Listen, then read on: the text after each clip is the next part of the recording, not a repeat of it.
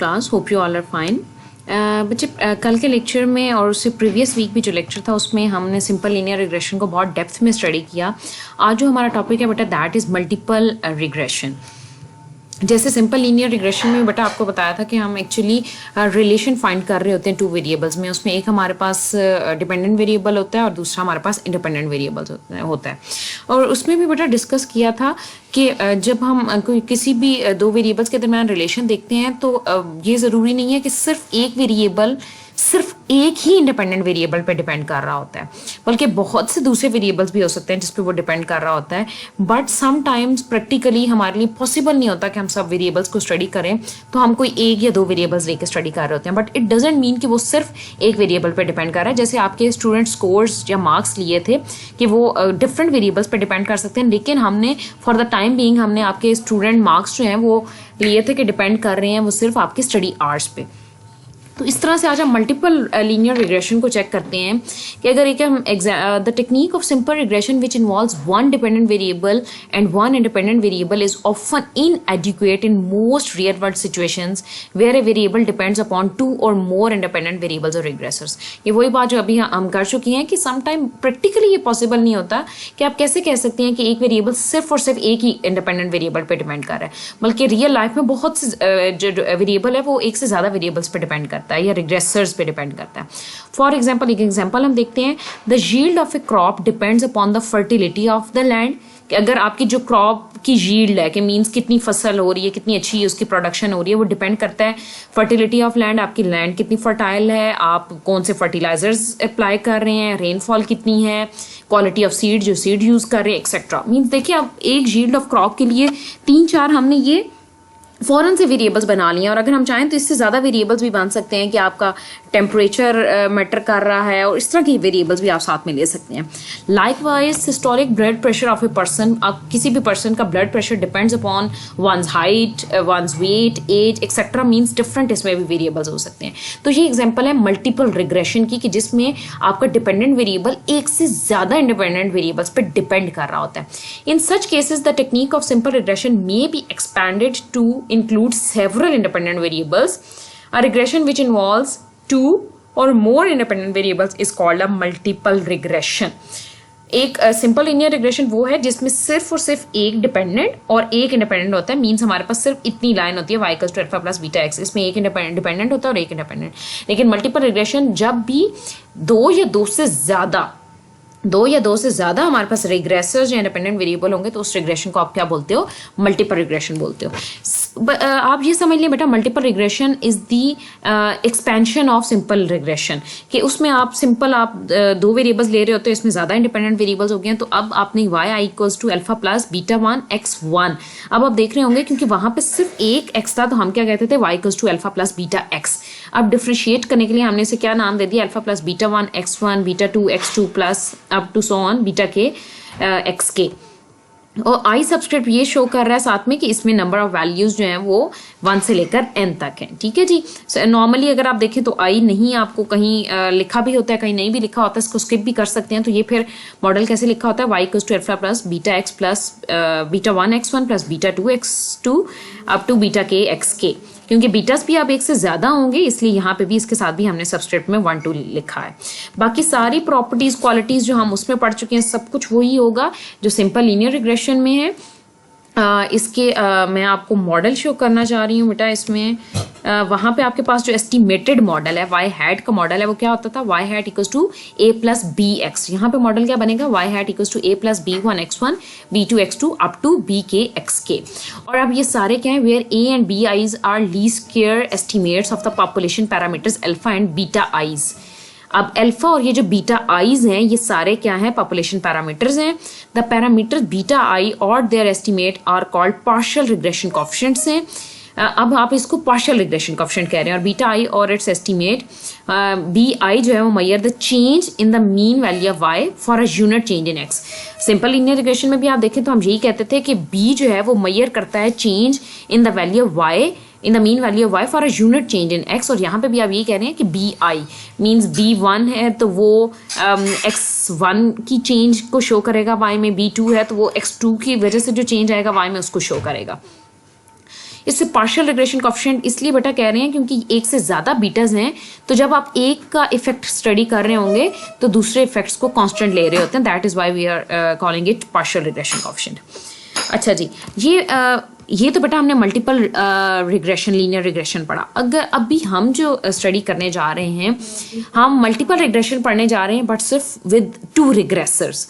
पहले जो हमने सिंपल लीनियर का केस पढ़ा वो क्या था, y = alpha plus beta x. अब हम 2 रिग्रेसर्स, ये देखिए हमारे पास x1 and x2, we have 2 independent variables या वी हैव 2 रिग्रेसर्स, और ये मॉडल हमने बना लिया है।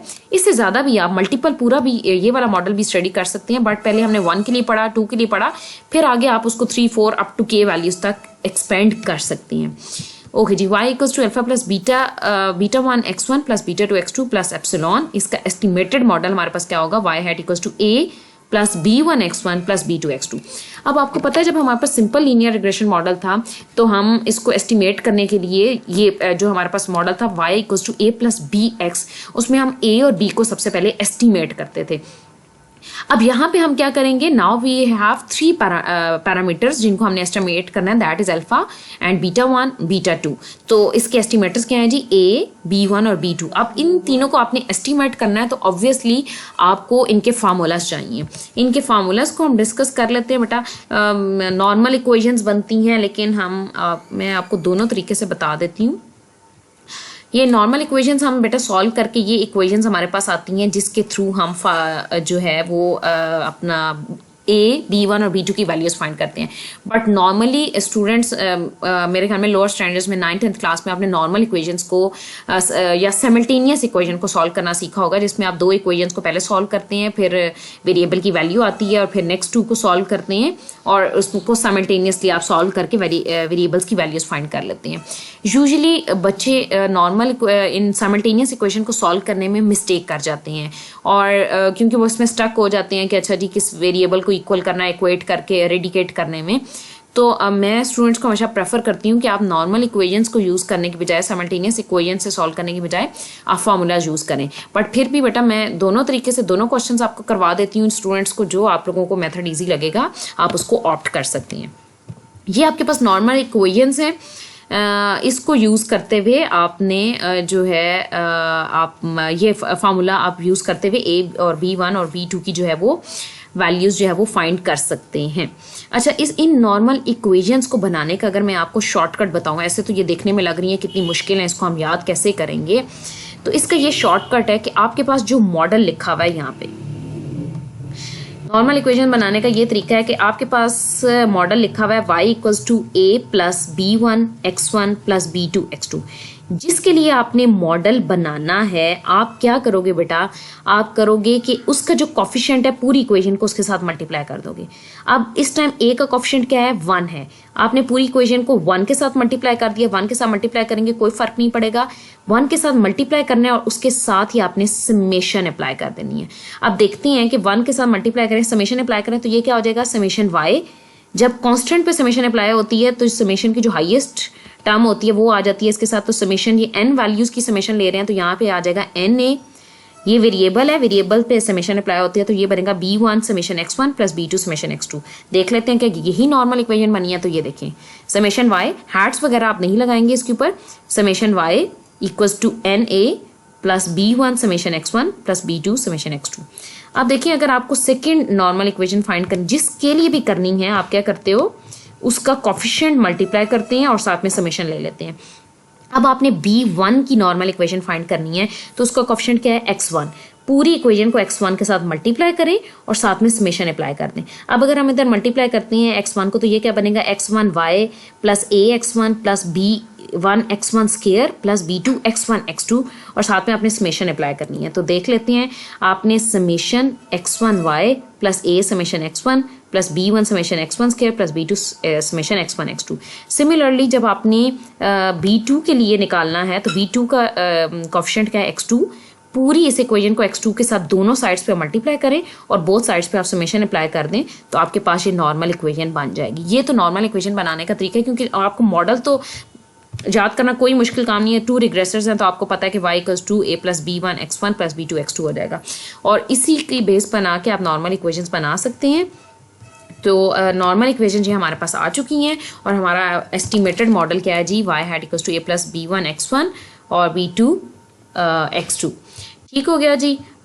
इसके साथ ही बेटा हम आगे एक दो फार्मूलाज, क्योंकि मैं आपको बता रही हूँ, एक तो ये तरीका है कि आप इन नॉर्मल इक्वेशंस के थ्रू a b1 b2 की वैल्यूज फाइंड करें, और सेकंड बेटा हमारे पास ये फार्मूलाज हैं जिसके थ्रू हम b1 b2 और a की वैल्यू फाइंड कर सकते हैं। मैं दोनों ये जो मेथड्स हैं इन दोनों के साथ आपको क्वेश्चंस करवाऊंगी ताकि जो आपको आसान लगे आप वो कर सकते हैं, बट अगर मेरी प्रेफरेंस पूछें तो ये मेथड जो है वो ज़्यादा आसान रहता है। अच्छा, इसमें ये फार्मूलाज जो हैं वो आप देख रहे होंगे, मैंने आपके साथ लास्ट लेक्चर में डिस्कस किया था कि जब आप रिग्रेशन कोरिलेशन पढ़ रहे होते हैं तो फिर कैपिटल एक्स और स्मॉल एक्स वाई में बहुत फ़र्क होता है। अगर आप रिग्रेशन में या इधर आप जब डेविएशन फॉर्म आप लिखते हैं, जब आप स्मॉल एक्स वाई लिखते हैं तो इट मीन्स कि आप इसकी डेविएशन ले रहे हैं। डेविएशन से क्या मतलब है जी बेटा कि अगर मैं आपको यहाँ पे दिखा सकूँ, एक्चुअली जो समेशन x1 अगर हम स्मॉल में लिखा हो तो उसका मतलब होता है समेशन x1 माइनस एक्स बार 1। मीन्स आपने डेविएट किया इस वेरिएबल को अपने ही मीन से, इसको हम बोलते हैं डेविएशन। और फिर स्केयर है तो स्केयर कर दें, अगर क्यूब है तो क्यूब कर दें।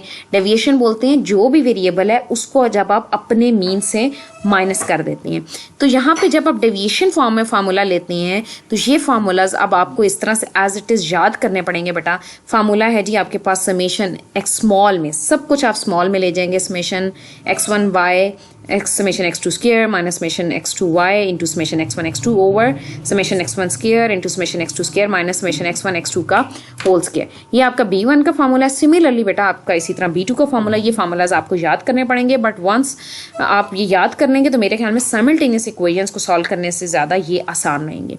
एक है फार्मूला में कोई ऐसा जितना डिफरेंस नहीं आएगा जैसे हम सिंपल लीनियर रिग्रेशन में, और इसमें डेविएटेड फॉर्म नहीं लिखनी, इसमें आपने कैपिटल y बार कैपिटल x बार ही लिखना है।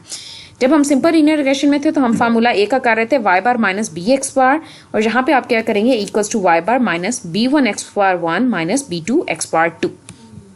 ये अभी तक बेटा फार्मूलाज की डिस्कशन होगी। अब इसके अकॉर्डिंग हम क्वेश्चंस कर लेते हैं ताकि ये फार्मूलाज आपको ज़्यादा क्लियर हो जाएंगे।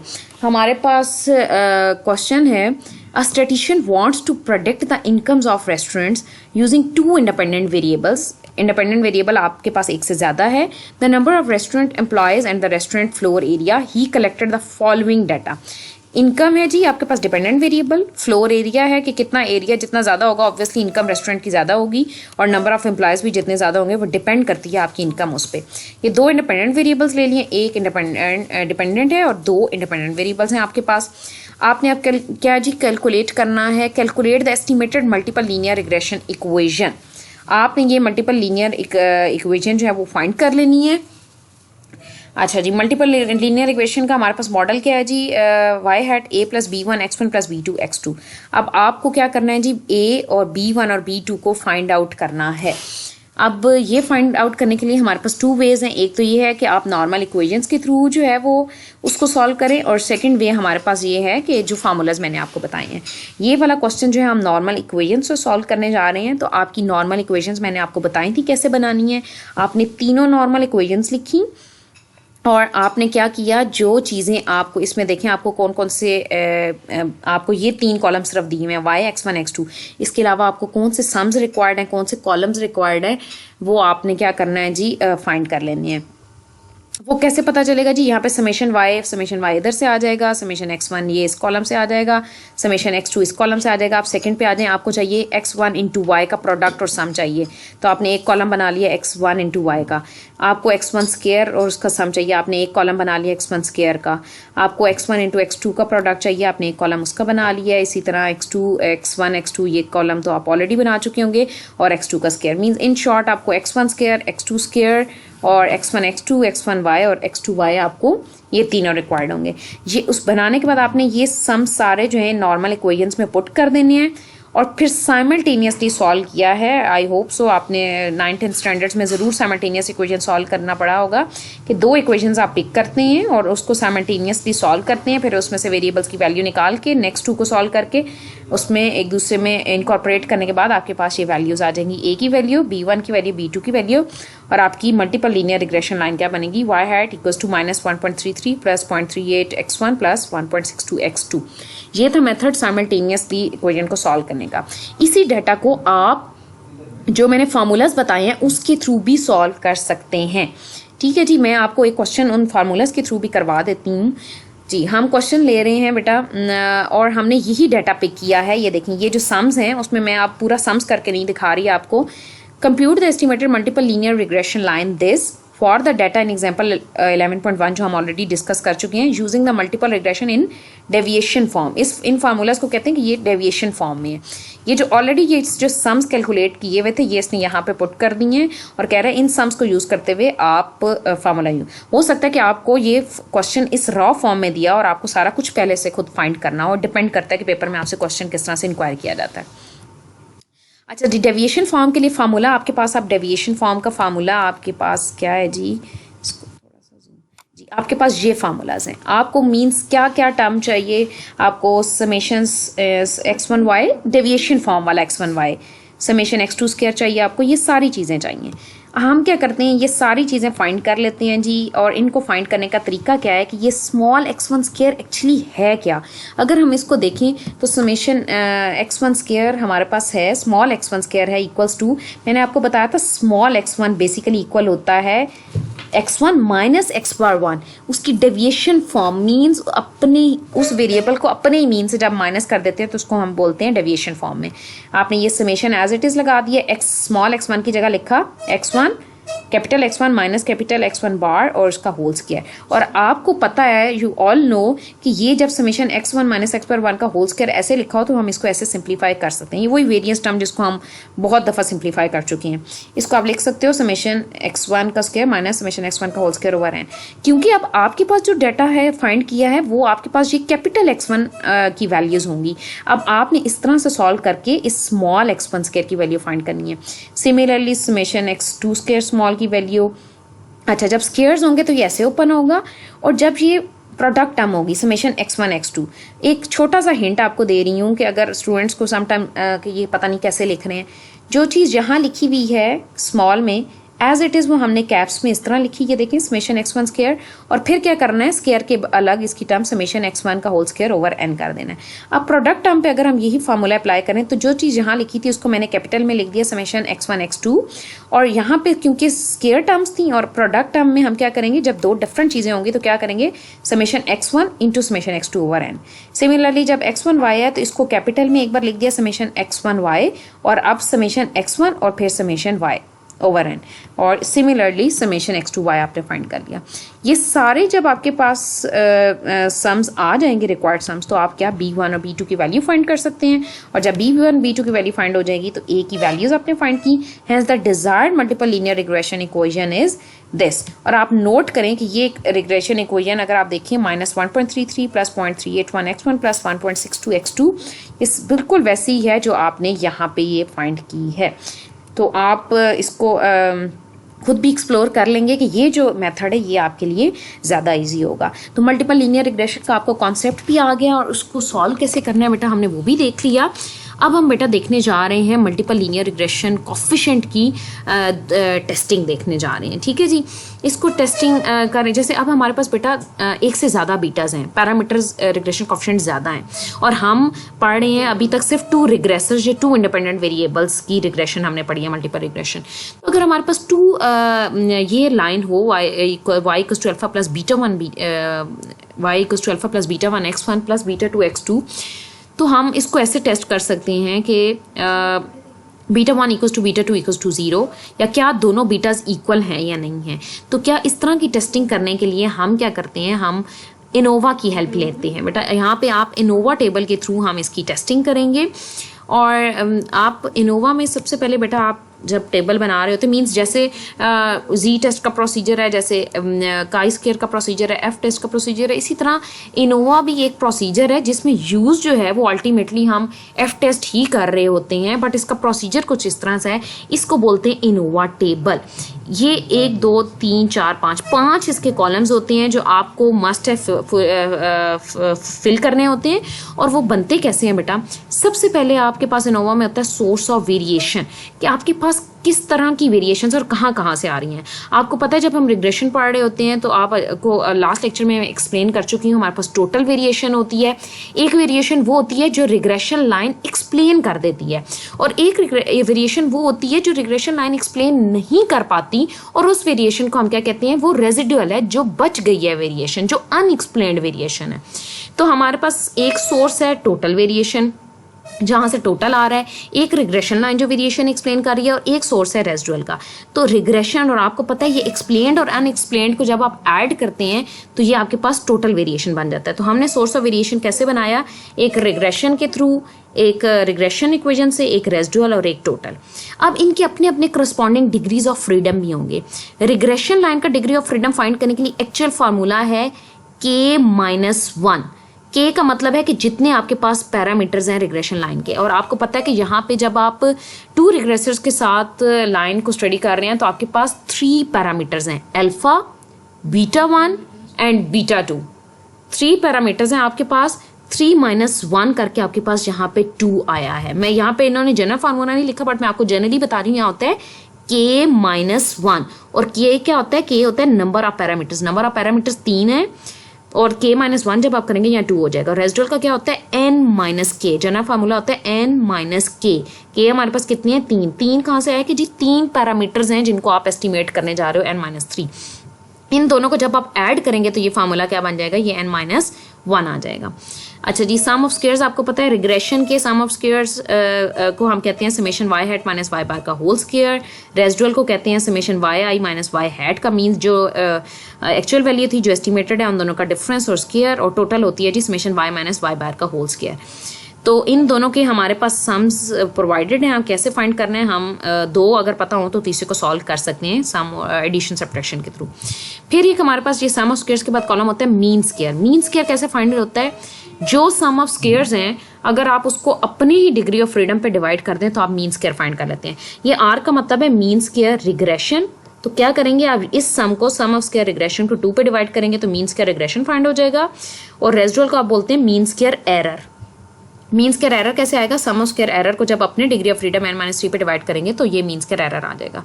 अब ये जो 2 आंसर्स आए हैं मीन स्क्वायर्स के, एफ रेशो कैसे निकलती है, जब आप मीन स्क्वायर रिग्रेशन को मीन स्क्वायर एरर पे डिवाइड करेंगे तो आपके पास एफ रेशो आ जाएगा। ये तो है इसका प्रोसीजर बेटा, और इसकी थोड़ी सी सिंप्लीफिकेशंस फार्मूलाज की देख लेते हैं, उसके बाद मैं आपको इसकी एक एग्जांपल करवाती हूँ बेटा। हम यहाँ क्या करने जा रहे हैं जी, और ये एफ डिस्ट्रीब्यूशन को फॉलो कर रहा है विद डिग्रीज ऑफ फ्रीडम। आपको पता है एफ में 2 डिग्रीज ऑफ फ्रीडम होती हैं। एक डिग्री ऑफ फ्रीडम आप ये लेंगे, इसको बोलेंगे न्यू 1 और इसे बोलेंगे न्यू 2। ये न्यू 1 और न्यू 2 2 डिग्रीज ऑफ फ्रीडम को फॉलो कर रहा है, ठीक है। और न्यू 1 इसमें 2 रहेगी क्योंकि आपने ये केस फिक्स किया हुआ है कि 3 पैरामीटर्स वाला, इसमें 2 रिग्रेसर्स हैं आपके पास मीन्स, और 3 पैरामीटर्स हैं अल्फा, बीटा 1 और बीटा 2। तो ये 2 ही रहेगा जब तक आप 2 रिग्रेसर्स को स्टडी कर रहे हैं, ठीक है जी।